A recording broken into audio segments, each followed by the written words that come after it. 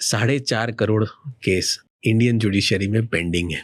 4.5 crore case Indian judiciary में lower courts में pending है। अब ये तो हम बात कर रहे हैं उसकी जहाँ पे किसी को छुटकारा ही नहीं है। मतलब केस अगर आप पे हुआ तो ट्रायल तो चलना है, फिर वो बाइक का चालान हो, आपने किसी को झपट मारी हो, या किसी के घर पे आपने चोरी करी हो, या मर्डर हो, या हाफ मर्डर हो, या कुछ भी XYZ हो, केस तो आप पे चलना ही है। अब ऐसे 4.5 करोड़ केसेस पेंडिंग है इंडियन जुडिशरी में। अगर ये बैकलॉग को जिस तरीके से क्लियर हो रहे हैं, ये बैकलॉग जिस रेशियो से बढ़ते जा रहे हैं और क्लियर हो रहे हैं, तो इनको 300 साल लगेंगे राज भाई, 300 साल लगेंगे केस को क्लियर होने में। आप मान के चलिए, ये तो बात हो गई लोअर कोर्ट्स की, और वो भी आज अगर सारे केसेस बंद हो जाए आना तो 300 साल लगे। तो एग्जैक्टली तो बैकलॉग। और अगर ये बैकलॉग का अगर एक शहर होता ना तो 2 बॉम्बे शहर आ जाते, इतना बड़ा बैकलॉग बनता ही है। अब ये तो बात हो गई राज भाई लोअर कोर्ट्स की।